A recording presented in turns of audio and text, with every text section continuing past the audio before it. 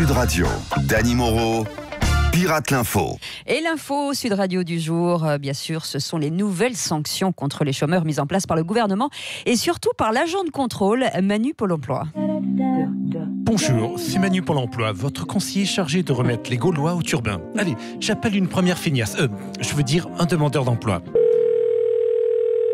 Oui, bonjour, c'est Lionel. À qui ai-je l'honneur?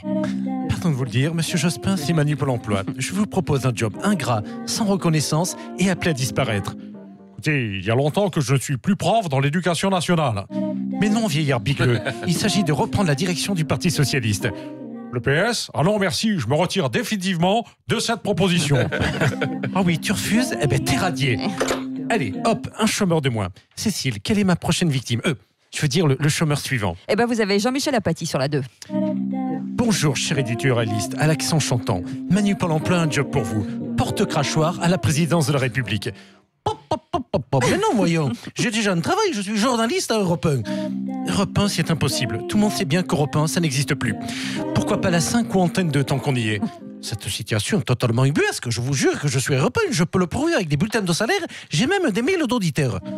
De mieux en mieux, des auditeurs à Europe 1. Décidément, monsieur Paty, vous êtes un vrai journaliste. Vous prenez les gens pour des crétins. Je vais vous apprendre à frauder, moi. Allez, hop, radier. Et vous allez également surveiller de près, bien sûr, les intermittents du spectacle. Mais c'est exact, patatrac. Je compte bien fliquer cette bande de gens foutres. Oui, quand même. Allô, monsieur de Lavilliers? C'est Manu Pôle emploi. Vous faisiez quoi cette nuit entre 1h et 6h du matin? Hola gringo, j'ai passé ma nuit à jouer des marimbas sur le corps brûlant de Claudia, une femme borgne dans un hôtel de Paz de Rio. Quand le jour s'est levé, j'ai découvert qu'elle possédait un autre instrument entre ses jambes. Alors ma prochaine chanson s'intitulera « J'ai soufflé dans le pipeau à Claudio ». Oh non, c'est pas possible. Pardon de vous le dire, Bernard, mais c'est nul. À la place, je vous impose un duo avec Maître Gims. Et si vous refusez, je vous colle un blâme, une suspension et l'obligation d'enregistrer un album de reprise des tubes de Laurie avec Matt Pokora. Aïe, aïe, aïe. Et voilà, en 2019, grâce à Manu Pôle emploi, il y aura toujours autant de gens qui bossent pas. Mais je compte bien créer un paquet de jobs à la con dont personne ne voudra. Et ça, c'est mon projet. Nous avons un nouvel appel au standard de Sud Radio. C'est vous, monsieur Balladur, j'espère. Bonjour, mon Dominibus, bonne année. Bonne année. Parlons vrai. Parlons vrai. Ah ouais. C'est pas moi qui fais la voix, c'est Benalla. Attendez, vous êtes sûr? On va la réécouter pour voir si c'est la voix de Benalla. Oui, parlons vrai, voilà. Non, on peut pas la remettre de face. Parlons vrai. Ah bah voilà, c'est Benalla. C'est la voix d'Alexandre Benalla. Aujourd'hui, c'est pas Bala du Standard, mais Édouard du Dakar. Ah bon, vous êtes sur le Dakar? Oui, tout à fait. Ah bon. Je suis au Pérou pour les 40 ans du Dakar. Décidé d'aller m'aérer le goitre dans la cordillère des Andes. Oui, désormais, la capitale du Sénégal, c'est Lima. Qu'est-ce que je vous dis Et vous êtes dans la voiture de Sébastien Loeb? Non, j'ai choisi une figure locale pour être sûr de gagner la course. Il connaît tous les raccourcis du pays. Ici, on l'appelle El Gringo. Voilà, que tal? Zinedine Zidane, c'est Ouais. vous? Mais qu'est-ce que vous faites au Dakar? Comme j'aime pas de temps en ce moment, je fais le taxi pour arrondir mes fins de mois. Ah ouais, c'est ça. Ce qui est bien avec la voiture chauffeur de VTC. Ce qui est bien avec la voiture de rallye, c'est que dessus, on peut mettre tous les sponsors. Ah tu ouais, vois. dis donc, bonne course à tous les deux, soyez prudents. Édouard, vous nous donnerez des Oui. nouvelles, hein? Pas de problème. Dès qu'on arrive au Machu Picchu, j'irai à la boutique souvenir pour ramener un poncho péruvien à Patrick Roger. Ça le changera des gilets jaunes. Hein. Voilà. Et les cagnottes sont de plus en plus tendance. Retrouvons notre spécialiste, c'est Jean-Pierre Foucault.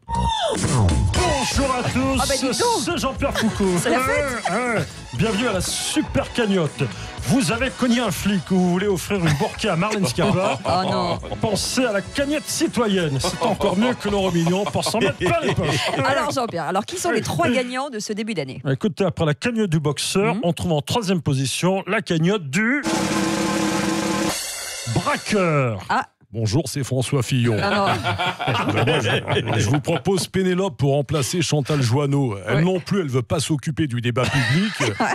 En revanche, elle veut bien empocher les 15 000 E par mois. Ah oui, bon, on Parce que comprend. chez les Fillon, on fait toujours avancer le débat, même de manière fictive. D'accord. Et donc Jean-Pierre, dites-nous qui est le numéro 2. C'est bien entendu la cagnotte du Percepteur. Ah. Oyez, brave gens, c'est Stéphane Bern. Écoutez, je suis très colère, car les 20 millions du loto patrimoine sont partis gonfler la cagnotte de Bercy. Alors si vous croisez Darmanin, n'hésitez pas à lui refaire la façade en lui jetant des vieilles pierres. Non, mais des pierres en plastique, bien sûr. Et pour le premier du classement, Jean-Pierre, à mon avis, il n'y a pas beaucoup de suspense. Eh bien, effectivement, ma chère Cécile, le grand jackpot de cette année sera bien évidemment la cagnotte du chanteur. Salut, c'est Laetitia. Moi, pour l'héritage du Johnny, j'ai tout mis dans ma cagnotte litchi. Mais pour David et Laura, c'est que chi. Ah bah d'accord. Et on termine avec le mot de la fin de Jean Lassalle. Oh, mon Dieu. Vous avez vu, la Cour suprême américaine interdit définitivement le foie gras en Californie. Ouais. Oh, mon Dieu. Ils trouvaient déjà que nos fromages sentent fort et que nos vins leur piquent le gosier. À ce rythme-là, ils vont finir par nous couper la saucisse de morteau sous les pâtes au gaz. Mais on va pas se laisser castrer par ces bouffeurs de McDonald's, Trump. Mais la justice américaine reproche à la production de foie gras d'être cruelle, vous le savez quand même. Attends, Cécile, que je sache, les Amerlots qui produisent bien des rappeurs qui se tirent dessus toute la journée à coups de gun et de gang, Pas et faux. pourtant c'est la musique la plus écoutée là-bas. Alors moi je dis, s'ils interdisent le foie gras, dès demain, dans ma commune, je fais interdire Pouf Daddy, Snoopy de Doggy Bag, Eminem aussi. Ce qui te prouve que les Amerlocs sont des champions dans la malbouffe. C'est que d'un côté, ils t'interdisent le foie gras, et de l'autre, ils t'élisent Donald, un gros magret de canard trop cuit qui reste sur le bide de 325 millions de gosses. Oh, vous dites. Oh mon Dieu, merci Jean Lassalle et merci Dany Moreau bien sûr. On retrouve un podcast sur sudradio.fr et n'oubliez pas, à 8h43 c'est le duel Oui. le grand duel Françoise Degois, et Christophe Bordet. Voilà.